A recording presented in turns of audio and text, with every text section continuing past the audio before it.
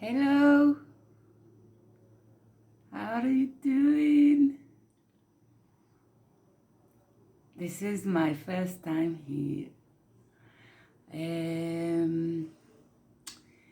Now Gaya told me to come and to speak to the camera, and I hope I will do a good job. It is not so easy because we need to do it in English, and my English is good. I went to school here in Israel. We have good English classes here at school in Israel. But I didn't speak English since school. I had no one to speak English with, and I didn't have enough money to travel, you know. So I hardly used the language since high school.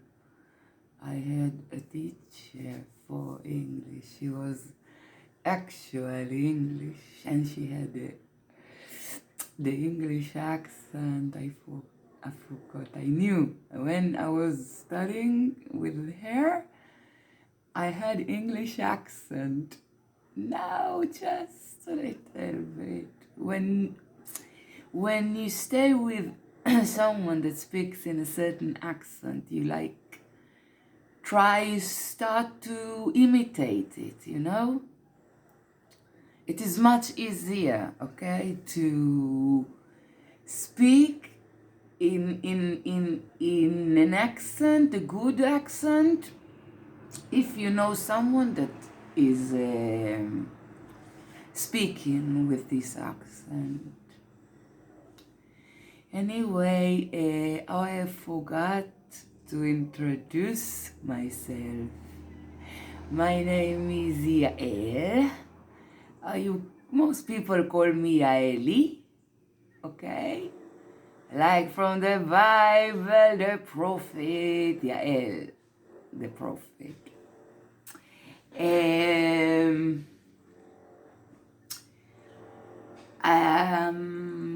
My family is from Ethiopia.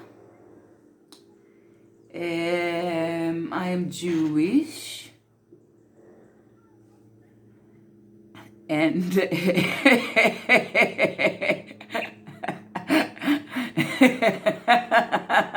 I didn't think about the ends.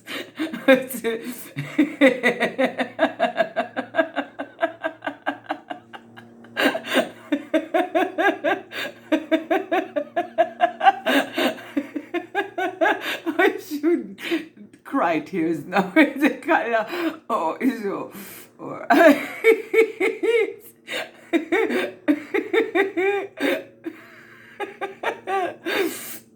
okay, it will be okay. Oh my God. Okay, he doesn't leave marks. Okay. It's just.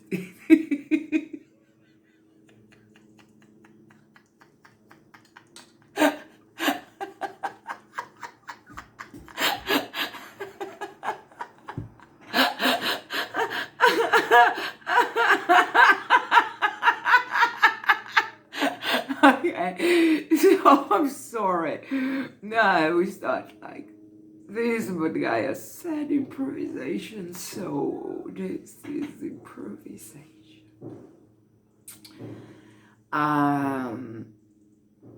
Well, I'm married. I have 3 children.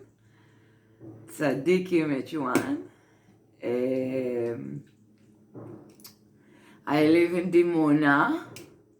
It is very far from here, so I probably will come just once in a month or anything, you know. It's very. I live in the south of Israel, in the Dimona. It's like the city of the desert, you know. It's like in the desert. There are many Ethiopians there. It's like when the government brought the Ethiopians from Ethiopia, they just put them there, in the middle of the desert in a town that nobody wants to live in, and they stay there until today.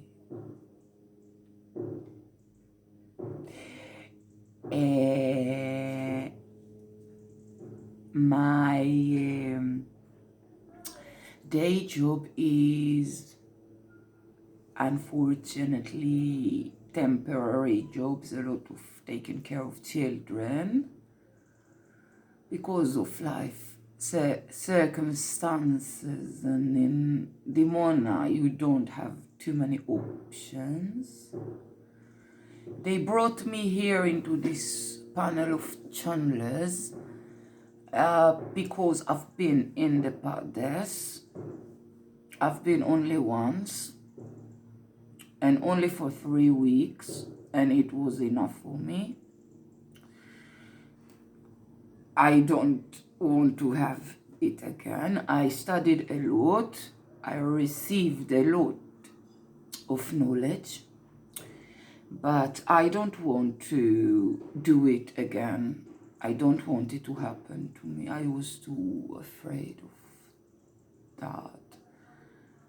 And so I am also given counseling, but I use Tehillim book. I don't use any cards or tarot or now you have all kinds of, you have the board, with the letters. I never do that. Only with the book of Tehillim, I channel, and I open the Torah, the Bible. We have only the book of Tehillim separate, okay? And I just open intuitively, and I always get the perfect message for myself or for the person that comes, and I know what to tell about it. I also read it, but it's like I'm getting more messages. After I start reading it to him, I start receive all kinds of information about this person, and it is very interesting. And people in Dimona, people think about me as someone with very, very special spiritual skills. I have many people that are coming to get counseling because I am religious, and I don't feel comfortable to take money, so just to tell them to pay. They know that there is a box, okay? I put a box. And they know that there is a box outside. Nobody sees how much money they put. So they can put money, they cannot put money. I'm not asking those questions, you understand? It's like I don't feel like I should use the money as something to motivate me to eventually, I'm doing Hashem's work, I'm doing God's will to help people. I help many people. And especially within the Ethiopians in Israel. Usually they don't have money at all. So some of them don't, they only put like 1 shekel because, it's symbolic, but they cannot pay at all. So they will not receive help because they are poor. The white people has a little bit more money. They usually put money.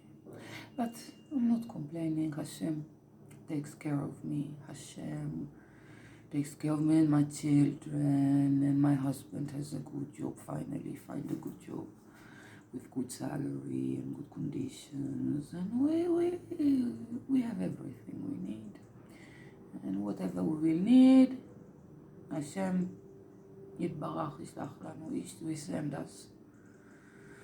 So yes, I write poetry for many years. I wanted to have a book, poetry book, and it is very difficult in Israel.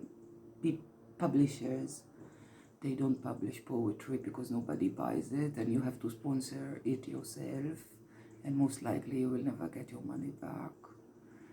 So eventually I let it go, but someone tried to help me, someone from a social worker that really liked my poetry, and maybe it will be a poetry book, but it's in Hebrew only. I cannot write poetry in English.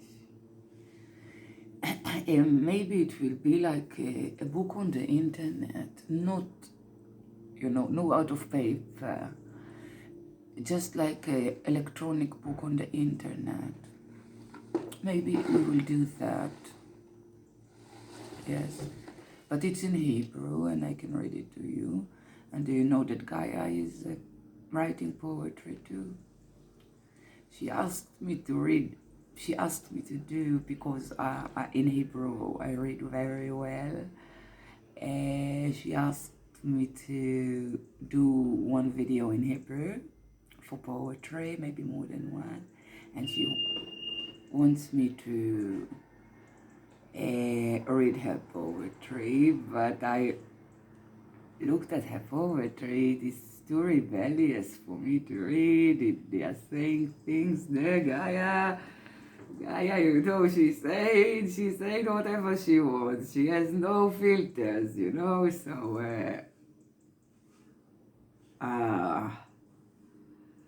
so she wants me to read some allergies I have.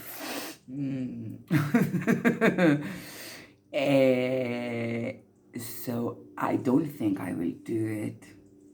Maybe someone else will read Gaya poetry, someone more secular, because she's laughing about the Messiah and about the donkey of the Messiah. And she's laughing about all of the religious people, and she called them Stramel, and she called the Doises, and she calls she says so many things about the yeshiva, and they will be angry. I'm not gonna make them angry. This is Gaya poetry. She cannot read it herself, I understand. But maybe Debbie, or maybe Janet. Janet is also a writer. Maybe Janet. She has good Hebrew. Janet can do it. I'm religious. I cannot read to you what she wrote. She's just laughing about the religious people and about the Messiah, and she's just making fun of all of them, okay? So, my rabbi is gonna be angry with me if I will do such a thing. So I'm sorry. And now I'm not the one to read Gaya's poetry. Someone else will.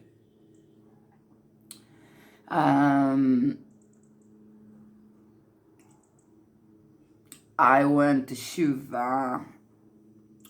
I cannot say that I went to Shuva. I come from a religious family, but they weren't so religious.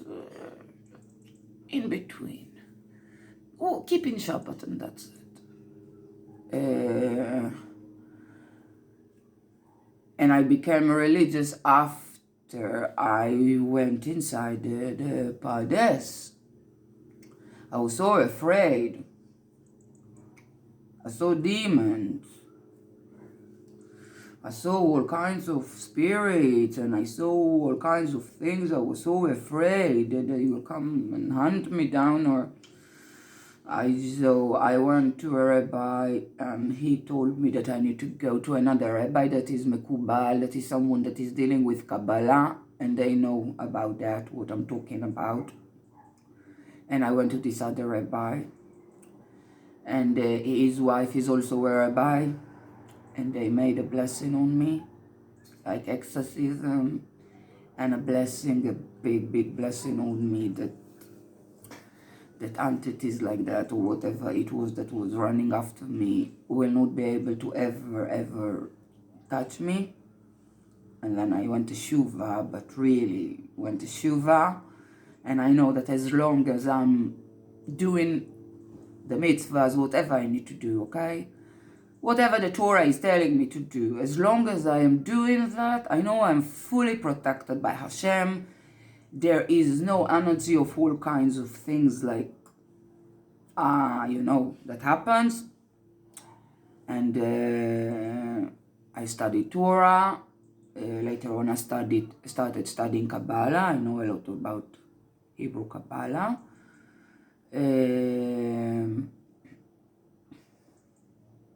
Yes, it wasn't easy for me, the process, but now I can help others, because I know what they are going through, so I can help all kinds of others.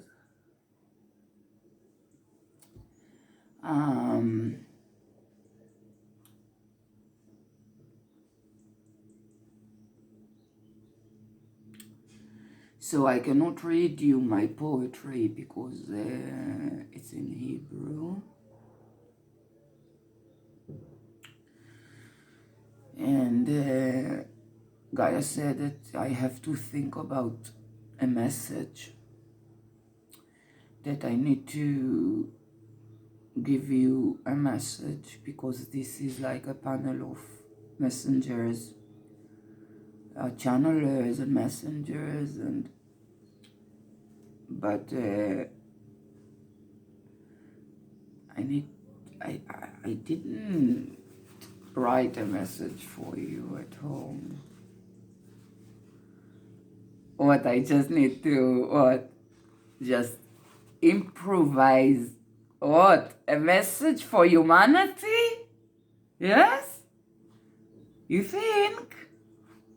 Improvisation, she said. Unbelievable.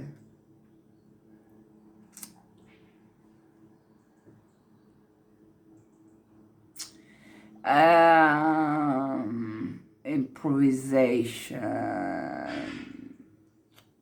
A message to humanity from me, Yaeli.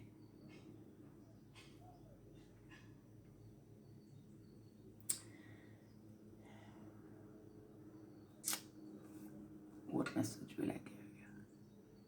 I'll give you the ordinary message. Sorry, I have some allergies.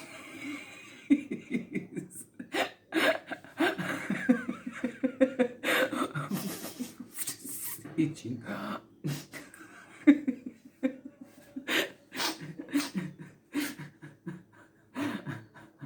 No, I just put a lot of makeup on today. I usually don't put makeup, but for the video I wanted to look prettier, so it's I'm not used to it.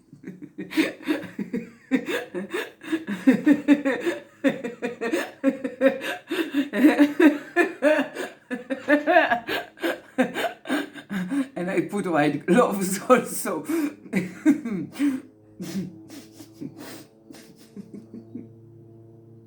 Just for the shooting.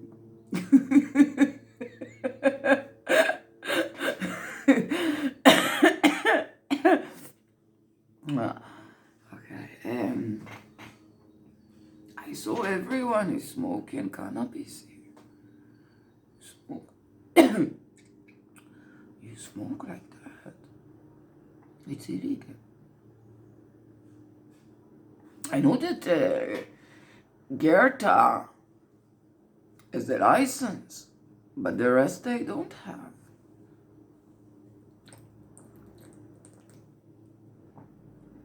They're breaking the law. What? And do you show it on television? I'm sorry. Allergic.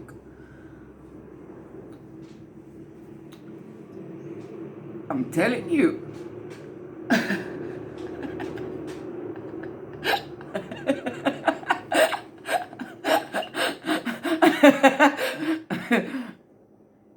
Just some allergies.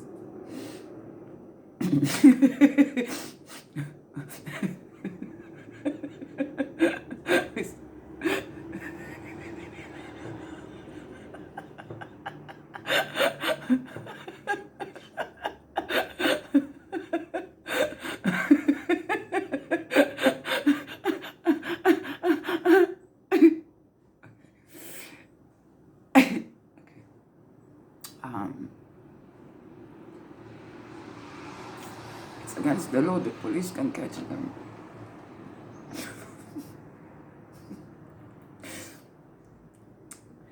I saw that the old lady left it here.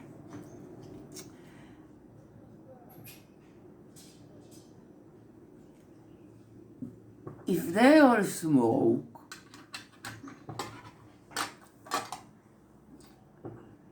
well, if someone will be to blame, will be Gaya.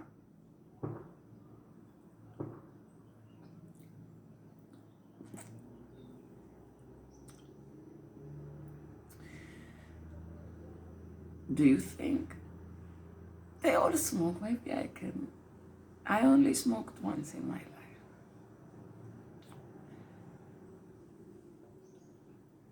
When did I smoke? When I was in the army. You are not supposed to smoke. It's like criminal. If they catch you, they do tests, urine tests. If they catch you with it in your body, they put you 5 months in prison, military prison. It is not the prison you want to be in. So, I never knew what it was, and I hardly smoke cigarette. I used to smoke a cigarette once a week. In the army started, the other soldiers are smoking, I started. So, one of the soldiers from my base brought this cigarette. I didn't even know what it is. I was so naive. So, eventually, I smoked a lot. It felt very nice, and we were laughing a lot and eating a lot, and it was very nice. So it was a good experience. But then, 2 days later, the military police came to do their invasion. They go to bases. You never know. It's always by surprise. Put all of the soldiers in line. Call you your name. Each one needs to go to the toilet, fill a cup with urine. And they stand. They put a woman from the police, the military police. They put a woman with the women and a man with the men to see that they actually urine themselves and they're not taking someone else's urine. Anyway, we were four from the same base that was smoking 2 days ago, and it was in the blood. It was in the blood. Anyway, they caught us. like we didn't say anything. We hoped maybe they will not find it anyway, and they did. One of the soldiers that was caught with us, she was a volunteer. You know, in the army, some are volunteers because of health problem. So you cannot put them in prison. If it's a volunteer, they have, you know, diseases, you cannot put them in prison. And they volunteered, so you release them. So she was released from the army because of that. And me and my two friends, we went to prison, threw us to the calabush. Now, my friend was very rebellious, very intelligent. She stayed 7 months in prison. I was sentenced for 6 months, just for that, for finding cannabis in my blood. But I was released after less than 4 months because of good behavior. I didn't make problem. I did whatever they told me. I was perfect. So they released me. But she made a lot of problem. Each time they gave her another week because she made a lot of problem. So this is my... this is what I experienced. I smoked once in my life, it was fun, and 2 days later they put me in prison. And it's military prison, it's not fun, not fun. But it's an experience, you know. It's an experience in life. You have friends in prison. Now military is nothing really criminal, you know. It's the military, but you experience everything. You experience how it is to be in prison. And to have other prisoners, friends, you know? It's an experience in life. So, yes. So now I see because they left it here, there is a box with a unicorn.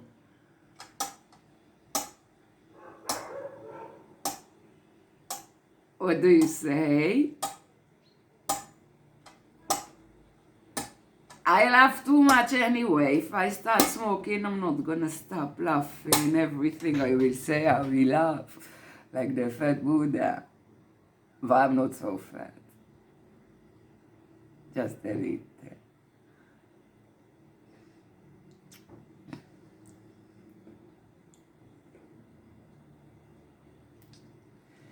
So, what do you say?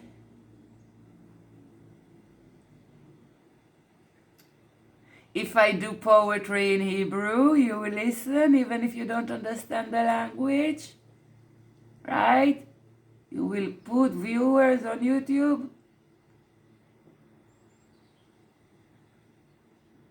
And then the commercials will pay me money.